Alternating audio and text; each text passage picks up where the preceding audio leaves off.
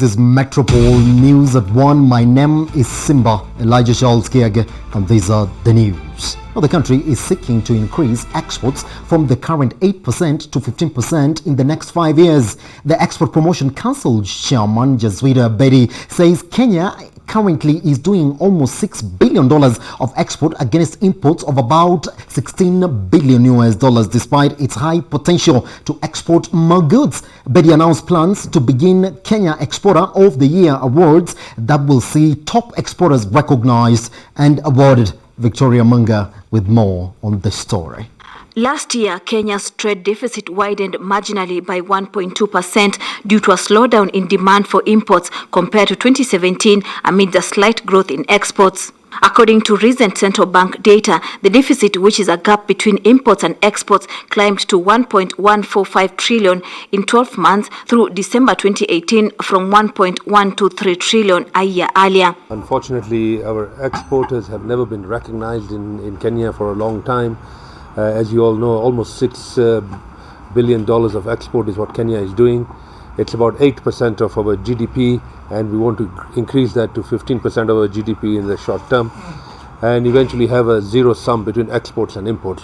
The Trade, Industry and Cooperative Principal Secretary Chris Kipto says that although Kenyan exports have been doing well in the international market, the produce export base and market remain narrow. So we'll be looking at which sectors have done well within the target, which ones have not done well and why, and what do we need to do to make sure we grow to the level that we want.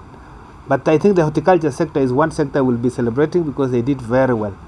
Statistics indicate that the horticulture sector in 2018 grew by 33% in 1 year, above the 25% target set.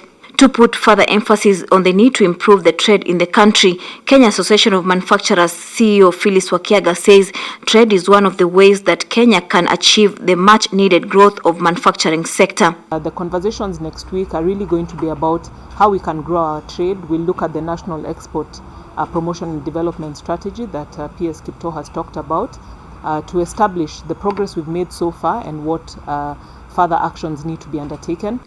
But even in the midst of all this, the government is banking on exploring ways of promoting production and consumption of locally produced goods and services under the Buy Kenya, Build Kenya initiative.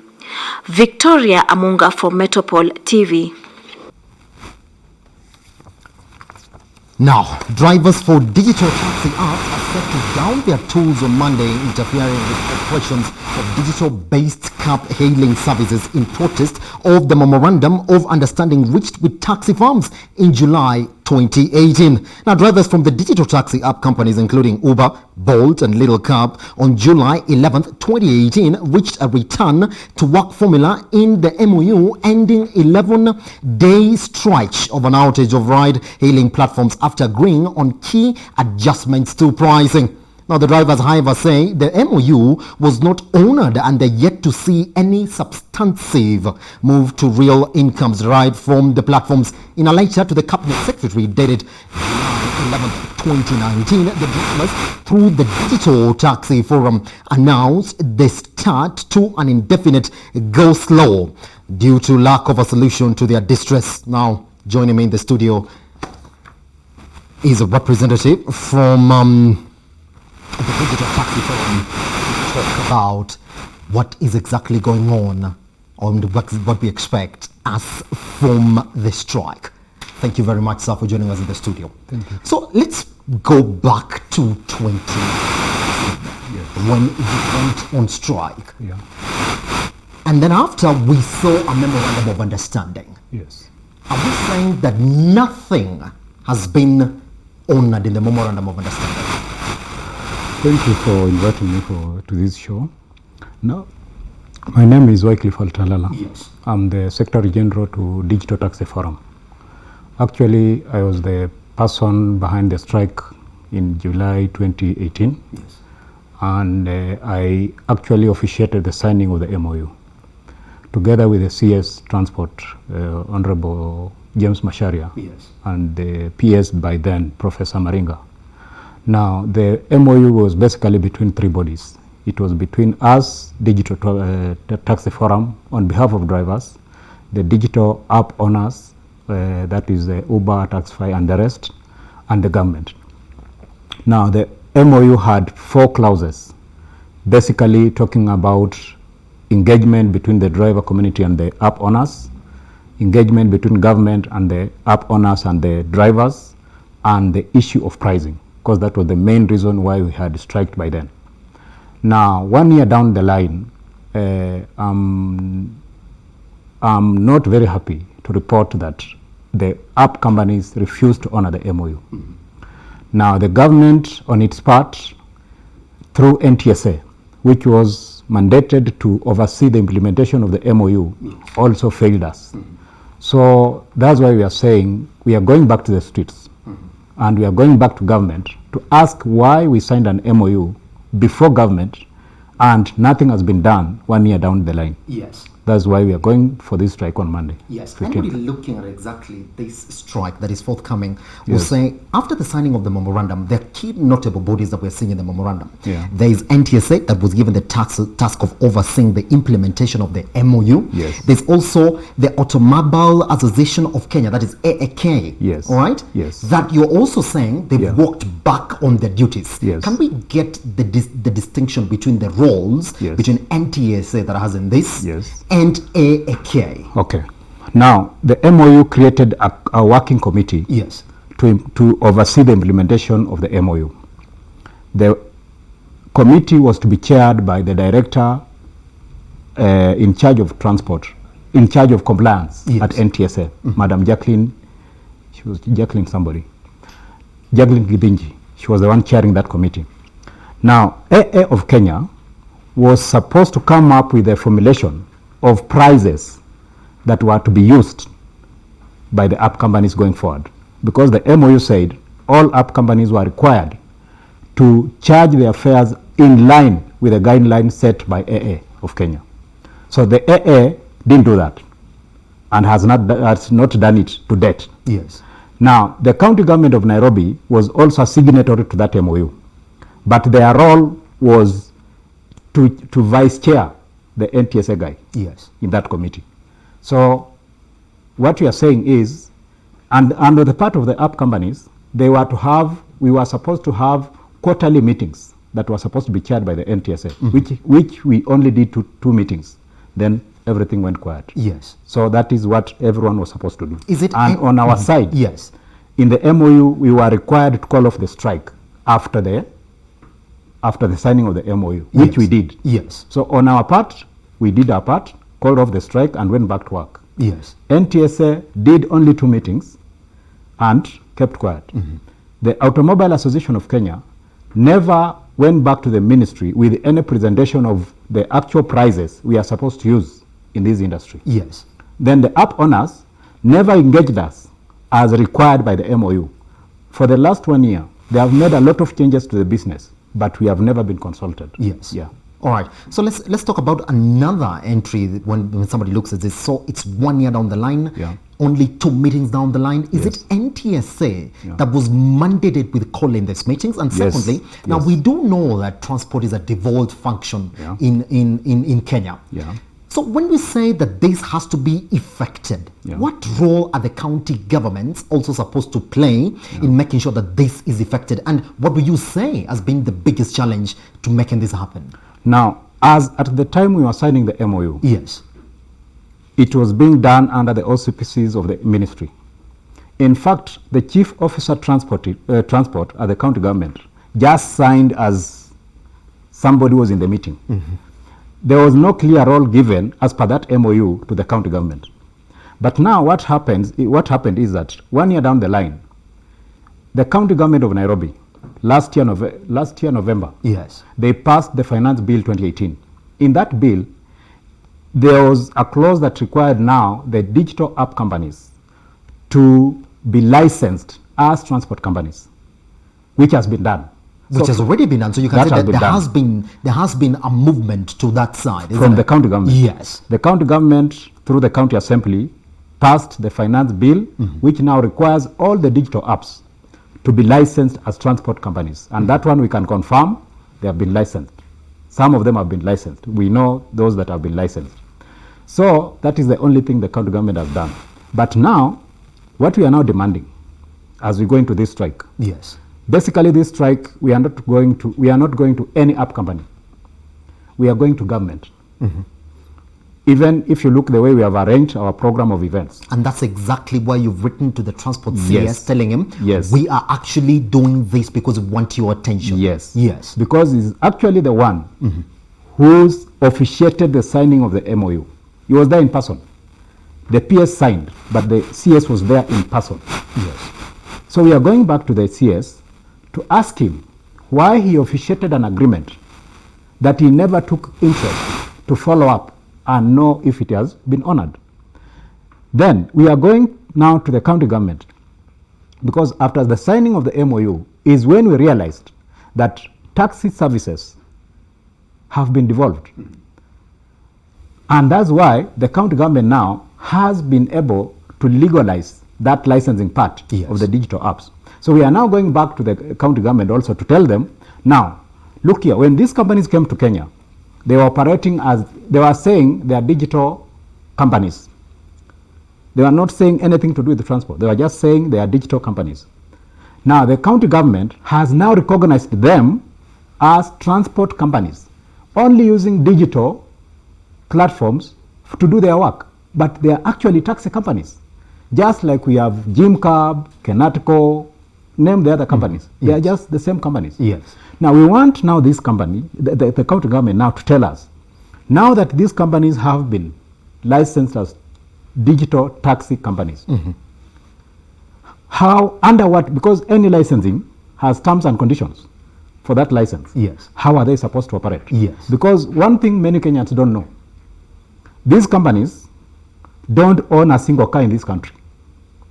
These cars are ours. Yes. These companies don't pay us a salary.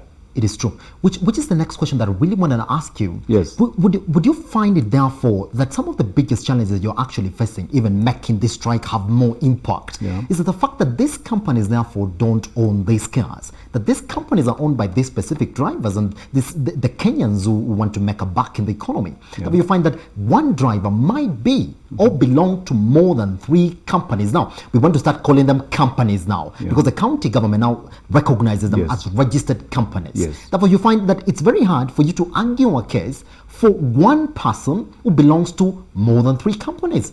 Now, you know, whatever we are doing here Yes. has been tested elsewhere. These companies exist in several countries, and we have researched on how they have been operating. Yes. In Africa, these companies are in South Africa, they're in Egypt, and other countries, Yes. including Kenya. What we are saying is the business model these companies are using is purely exploitative.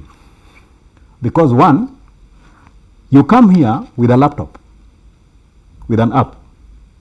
Then you tell me, by virtue of me using your app, I'm going to pay you 25% of my income. Yes. We've not agreed. We've not discussed. This is my car. I'm paying myself a salary. I'm fueling this car. Yes. I'm maintaining this car. And I think you know the cost of maintaining a car in Nairobi is not cheap. Yes. So what you are saying is, these companies, their business model says, we are independent contractors. That is what they say in their service agreement. Okay, let's go by that.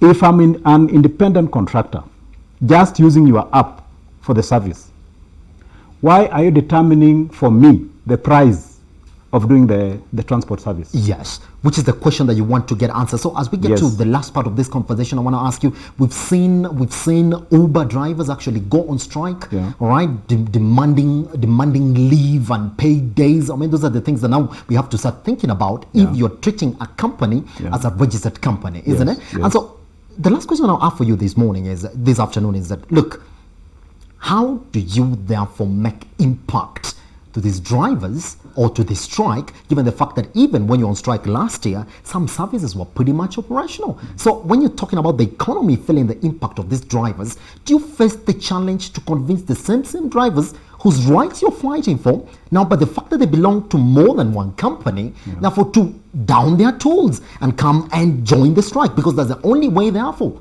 to make a strike effective. You know, my brother, yes, I think we are all Kenyans. and we understand that even when we were fighting for our independence as a country, not everyone fought. But we are all celebrating Madaraka Day today, Yes. including the sons of those people who opposed the struggle. Now, the way these companies are operating, I've said and I still repeat, is exploitative. Yes. First of all, we want government to look into the service agreements of these companies. Because we are Kenyans, but the service agreements of these companies say their agreements are only bound. For example, a company like Uber, their service agreement says it is only bound to the jurisdiction of the laws of the Netherlands. Yes. Taxify, their service agreement says it is only bound to the jurisdiction of Estonia. So we want government to tell us, why are we Kenyans being subjected to laws of another country? Our labor laws in this country say, as a worker, because I'm working, even if I'm an independent worker, I'm working. I have my rights under the labor laws of this country. Yes. So these companies must be made to respect, number one, the Constitution of Kenya. Number two, the laws of this country in relation to labor. Yes. You can't tell me because I'm working in the gig economy, then I have no right to any basic rights in our laws. Yes. Just because the company is founded in Estonia or is founded in Netherlands, so the Kenyan constitution does not apply. That's what we are asking for. All right, sir. It is the duty of every government to protect its citizens. And I can tell you, and we have the statistics, it is good, we want foreign investors in this country. But any form of foreign investment that comes in, we must look at the quality of work that is being created. Not just the work. We must look at the quality of the work that is being created. Yes. Last year alone, we lost 42 drivers through accidents. These drivers you see carrying you around Nairobi, they are working over 18 hours. Go to NTSA. The highest number of accidents to date are now taxi guys because they overwork, and they are overworking because of these poor rates. So we are saying the government must protect Kenyans from foreign laws, and the government must ensure its citizens are not just being given work, they are being given quality work. Thank you very much, sir, for joining us this afternoon. Thank you. Appreciate it. Thank you very much. Yes. All right, moving on. The Africa Continental Free Trade Area Agreement continues to face challenges of both a tariff and non-tariff barriers. This has been pegged to the fact that African goods are being charged tariffs of up to 12% compared to 8% charged on goods from outside the continent. Former Deputy Chairperson of the African Union, Ambassador Rastus Mencher, therefore says that for AfCFTA to work, intra-Africa trade tariffs must be removed to jumpstart trade in the continent. Furthermore, non-tariff barriers such as infrastructure need to be heavily invested in so as to bring the cost of transport down, which is 42% above the European rate. He made these remarks on Metropol debrief last night with Ondebo Oganga. Intra-African trade tariffs attracted about 12%, but if you imported goods from outside Africa, it was around 8%, meaning we prefer to import things from outside Africa than from Africa. And how do we fix that moving forward? By removing these tariffs. When you create a continental free trade area, you have to remove that 12% to make it zero, but you keep the 8% for goods coming from outside. That is how you remove, and that's how Europe has done. The fact that we don't trade with each other has nothing to do with the tariffs that we have just talked about. It has to do with the non-tariff barriers, and the non-tariff barriers are many. It has to do with the state of our infrastructure. If you look at, for instance, if you move goods from Mombasa port to, say, Kigali, you add about over 50%. On top of the cost of the product, you add 50% just simply moving from Mombasa to Kigali. Whereas in Europe, a similar distance, you probably add only 80%. So that's why it's so difficult for Africa to trade with each other, because of the barriers. Beyond that, when you cross the border, Africa sometimes you may find, because we have different regimes of even infrastructure, if you drive to Ethiopia, you cannot drive with your vehicle all the way to Addis Ababa. You can only reach Mayale and leave the vehicle there because it's left-hand drive. In Ethiopia, Kenya is right-hand drive. So you have to do transshipment. Sometimes you may reach there and then they tell you, no, the product you have are marked in English. You have to mark them in Amharic. That you don't have, so you can't sell. Or the standards. So there are many barriers. When you harmonize those kind of things, that's why, for example, if you remember Nigeria being in West Africa, which is largely dominated by left-hand drive, Nigeria decided to go left-hand drive so that goods vehicles can move within West Africa, as an example. So that is the process of integration.